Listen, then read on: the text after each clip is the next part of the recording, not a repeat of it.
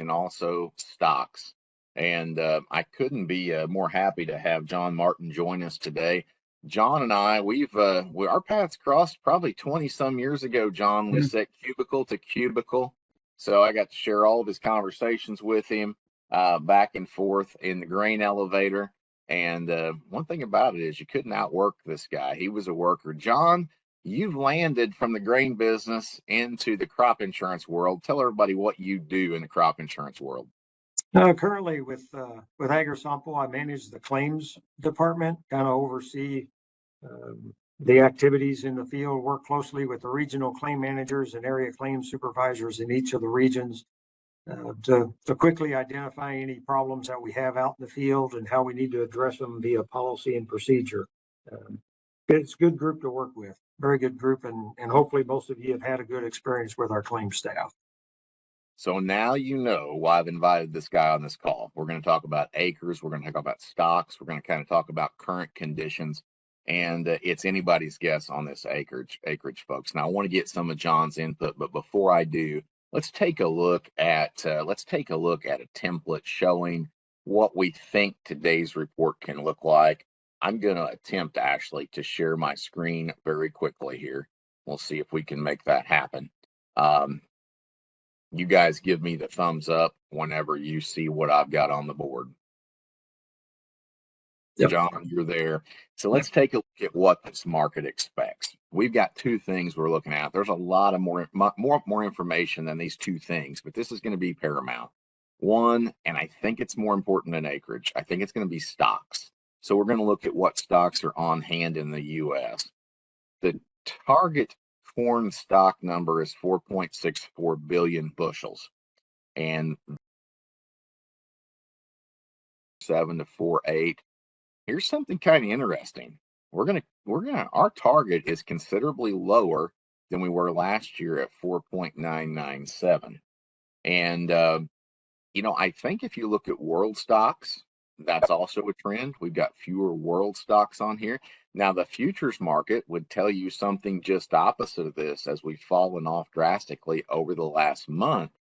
But if you look at the cash market, and this is what John and I used to do, we sat side by side at a river location that handled a fair amount of corn back in the day.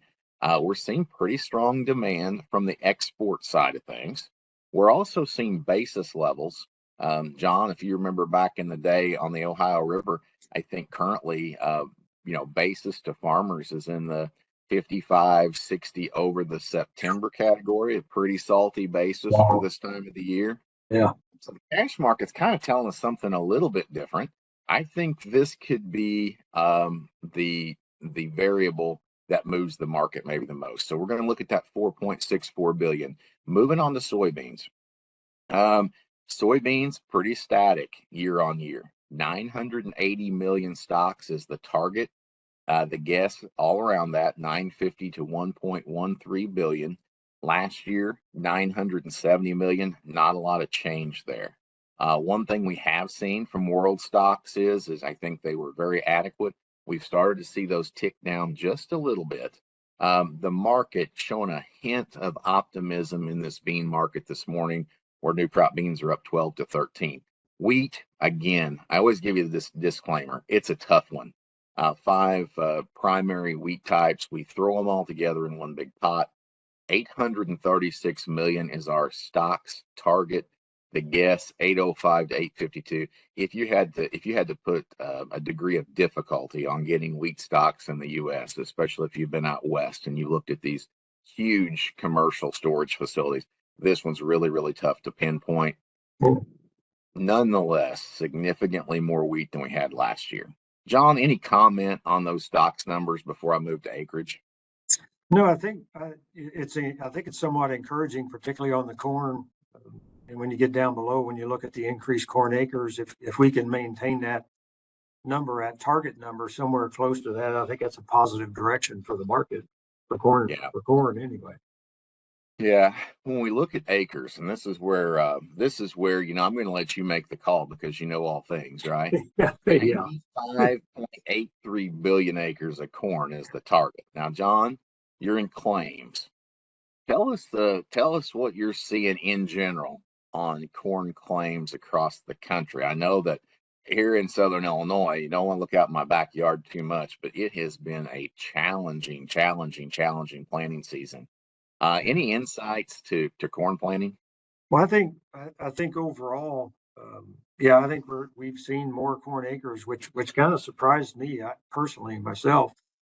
See the increase in the corn acres, but in general, that's kind of the communications that we've had with farmers who are planting corn because it was one of the things that they could see that they at least had a chance to make a profit on. Yeah. And as You you know, alluded to, one of the issues we've had this year is wet conditions. I mean, even as late as last week, there were some farmers that were just getting their first crop corn and soybeans in the ground last week, which is probably gonna, hit the productivity of those acres. But I don't think it's a significant portion of the acres. Most areas were able to get their corn and soybeans in the ground pretty timely this year. yeah. Yeah, talking about that yield, and this report's not so much about yield as it is the acres and the old crop stocks, but as we move to soybean, 3.66 million acres, that's our target. Interesting to note something here. I take a look at the supply and demand charts, and I don't have one to pull up, but there's a lot of private companies that think that we should set a record yield. And this is something interesting at 53 bushel the acre, John. And when we look forward to next year, the 25-26 crop, so we're talking a year from now, that carryout at 53 is only estimated to be around 335 million bushels. And it just seems crazy to me when we see the growth out of South America. We see pretty good yields here in the US. The demand is just keeping pace. If you would happen to drop that yield 1 bushel the acre, that's essentially 82 million harvested acres and 82 million bushels that are gone from that carryout. And it puts us down into around 250. And I don't want to get people bullish, but I also want to make sure that we understand how tight soybeans are despite South America's production. So soybeans, in my opinion, could be the catalyst to help the market out over the next 60 to 70 days. John, we've also got some things going on in Washington, D.C., where it looks like these U.S. beans are going to be on the market a little earlier than we thought versus the South American beans. You've seen this in the past, but essentially it's a sign of one or two things. Either we didn't quite have the beans we thought we had, either in South America or the U.S., or that demand's been pretty good. Any comments from somebody having background in that market? Well, I think it's one of the things that we've learned over the years, as you mentioned, as South America continues to grow in terms of market share, that the U.S. market, we've got to hit it when we can hit it. That we've got to be able to sell when the market demands those soybeans, and it's one of those things. If you wait just a matter of months, the market conditions can change on you based on that South American market. So it is encouraging to see the potential for prices. If we get that, I mean, if you're talking like down into the 200s and carry out, that would definitely be a big boost to the marketplace compared to, I mean, just compare that to where we are now, target wise. Yeah, yeah. Kind of give you an idea, the USDA puts out a farm price with those carryouts. It's kind of our number one variable that links the two together. And, if we would reach that 250 million mark one way or the other, I think that's a dollar on the prices here, and we could certainly use them across the country right now. Everybody knows how tight things are. I'll mention wheat on here. 300 or 33.3 million acres of wheat is our target number this year. Exactly where we were at on that March 31st report earlier in the year. Anybody's guess here. Again, wheat a little tougher to estimate than the other commodities. John, we're about 4.5 minutes away from that release. Do you happen to have that site open on your computer with the countdown on it? Oh, no, I don't, as a matter of Well, fact. that's all right. Sorry. That's all right. I've got it here, and I'll do my best to. I thought what we might do is if you could pull that up on your machine and kind of report those numbers as they come across. I'll actually fill these out on the template, and there's a countdown on there. So, and if not, we'll toggle back and forth and get it done. I'd like to be able to send this out to everybody a little bit later in the day. So I appreciate everybody joining in. If you've got any insight to this acreage report or ideas, we'd love to see you use the chat button down there. We keep it really informal, so we'd love to see what you have to say. Yeah, 3 minutes, 50 seconds. So he's got the countdown on. So, Yeah. John, I'm going to let you kind of regurgitate those numbers to me if you don't mind. Okay.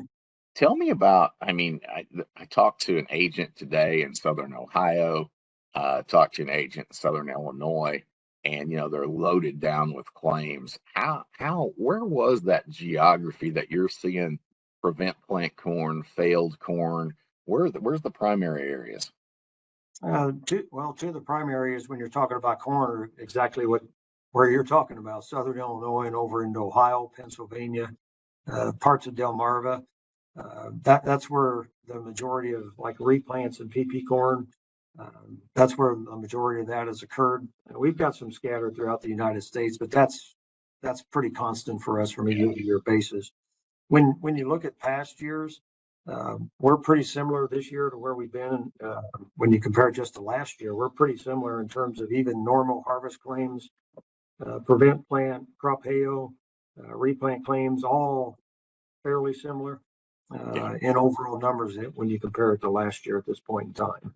Yeah. I think a couple of things you mentioned a little bit later, probably pollination growing season window might happen this year versus the past. So this weather maybe as as late as early August is going to play a key in what yields that we get over the next year. It was kind of interesting. Not this past weekend, but the weekend before, I was traveling on I-70 from Kansas City over back to Indiana, and I saw corn anywhere from tassel stage to just emerging out of the ground. So when you mention pollination, it's going to be a big window this year for pollination. Well, if you remember a week ago, I called you and I asked you a question. I said, I think I know the answer to this, but nobody's ever asked me in 20 some years of doing this. And, can you go back in with corn as an uninsured crop? And most of the time you're asked that prematurely and it never happens. But we've seen it happen here over the last 2 or 3 days. So it's a first time for a lot of things in some of these areas. Yeah. Conversely, when you get out like up the upper Midwest, they had an early start to the year. It was fairly dry, didn't have a lot of snowpack. But probably their big concern up there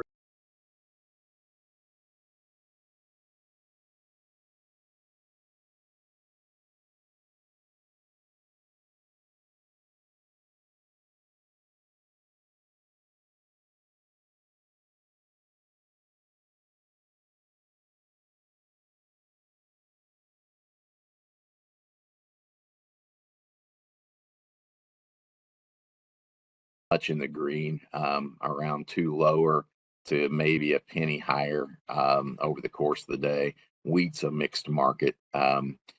Chicago's primarily been up 2 to 5.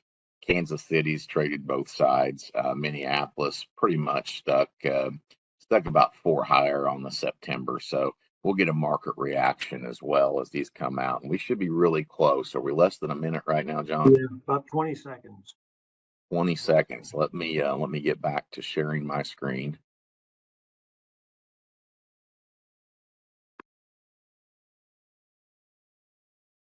And John, as those numbers come out, we'll actually plug these in. Okay. Sometimes they're somewhat sporadic, and sometimes they're on a little bit of a delay. So we've seen that happen as well. Probably not.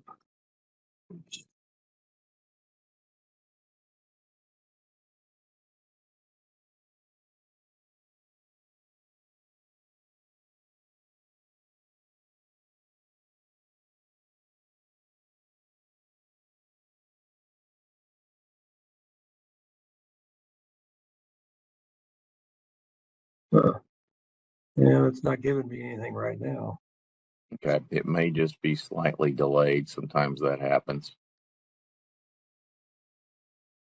Let me stop and I'll search on my end. There we go.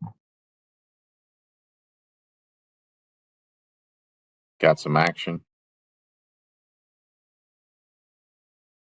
There's the acres. Do you want stocks or what do you want first? Well, I'll tell you what, you just feed them to me as we can, and let me go ahead and share that screen again. And as you get them, I'll fill in for the group. Yeah, whatever you've got, we'll follow along. Corn stocks as of June 1st, Yep. 4.64 billion. So right on the money, no change there. That's down 7% from last year at this point in Yep. time. Yeah. Soybean, 1.01 billion.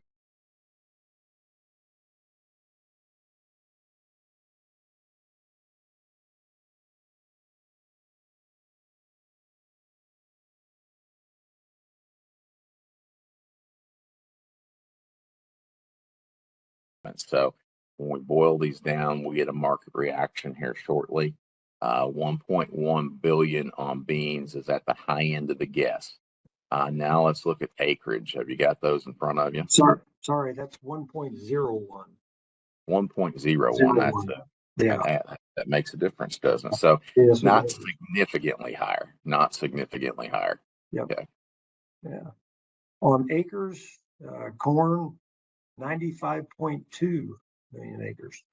So not really much change there. You can see that's about where we had them on March 31st. So not a lot of change there. Soybeans. 83.4. So we lost a few acres overall, but pretty doggone close. That's identical to where we're at on March 31st, just a smidgen under the target. Probably not neither one of these numbers right here look like true market movers to me at the time. Let's look and see what wheat looks like. Now, I'm assuming that what you've got is winter wheat, 33.3 million acres. 33.3. Yeah. So, yeah, looks like to me not a lot here in the acreage. Let's give the market just a little bit of time to react here, and let me see what I can find there. John, any surprises there from your perspective? I know the acreage, you and I would laugh and think nobody has any idea. There's no surprise out there, but anything that might surprise you from sitting in the seat that you're in? And I guess part of it was my perspective, my anticipation. I thought the corn acres would be higher than that, to be honest with you. Really? Yeah. Yeah. Yeah. Just because of the feedback we've gotten from farmers and their intentions to plant more corn. I mean, those are still fairly significant numbers. I think that's probably about 7% or so from last year, roughly. I think Yeah. so. So it was an increase. Just I thought maybe it would be higher than that, but it is what it is. Yeah. I think, Ashley, you may have to help me out. I've got too many screens up, but I do see a comment. I think it was from Mike, maybe talking about double crop wheat. I'm not sure, but how much, or double crop soybeans? We have seen, as wheat comes off, challenge getting double crop beans in the ground. Can that impact acreage at all, or is it such a small number that probably no impact? Is that a question for me? Yeah. Oh, okay. Yeah, I think overall it's probably going to have a pretty limited impact Yeah. on the overall market. I mean, you mentioned something about the bean yields, and I think one of the things that has impacted it, and we've seen more of this over the last couple of years, is more and more areas are planting beans early. Yeah. Even in lieu of planting corn, sometimes they're planting the beans earlier, which in effect generally gives beans a longer growing season and tend to be a little bit more productive, I think. Yeah. Yeah. Just to kind of give you guys a snapshot of the markets. I'm not going to pull them up here because I do have a lot of windows up, but this is not one of those reports, John, that looks like it is charging the market one way or the other. we're down 2 to 3 cents really across the board on this kind of news. So it's almost like we didn't get a report today. Those numbers are awfully close. If I had to pinpoint something, beans are obviously down 10 to 11, actually down 13.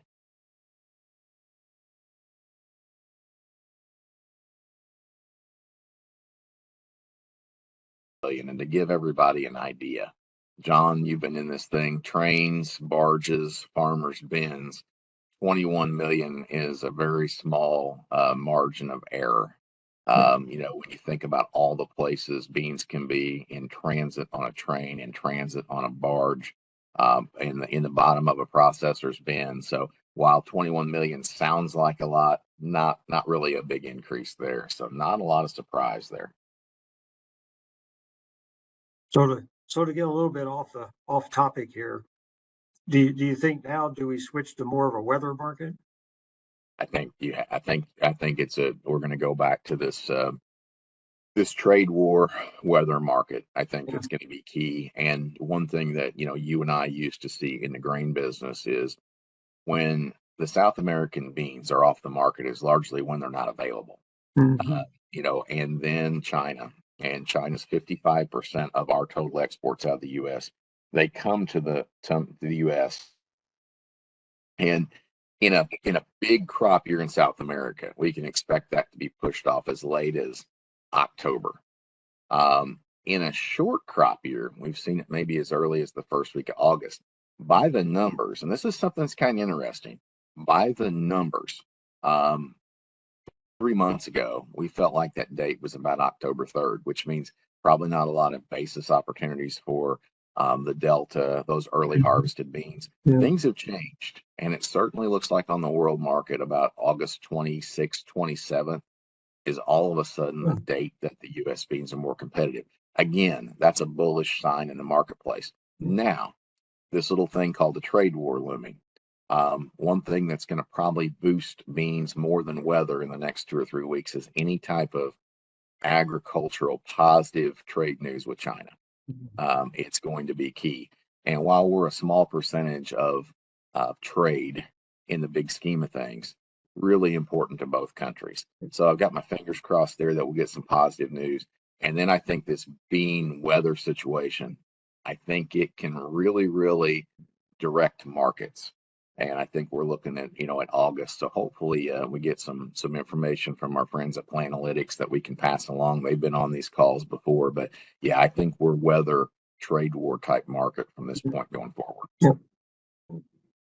So, well, John, I promised you to get you off here at about 11:05, and we're about 8 minutes off. Ashley, have you seen any chats that we need to address? I don't think there has been any, and I think we've got all the pertinent information out there. I'm going to one more time go through the report detail here and touch on markets. Actual number on corn stocks, 4.64 billion as of June 1st, right on the target. 1.01 billion on beans. That's 21 million above the target. It's cool beans off a little bit. And let me give you a couple here, a couple of updates. It looks like beans at the moment down 4 cents. Corn is only down 1 cent right now.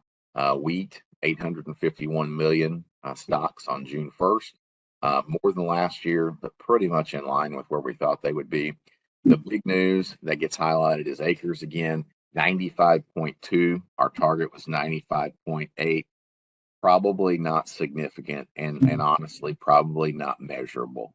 Probably not a measurable difference. 88.4 or 83.4 on the beans, rather. Again, really close to our target estimate, right on the money with what we saw back in March, and 3.3.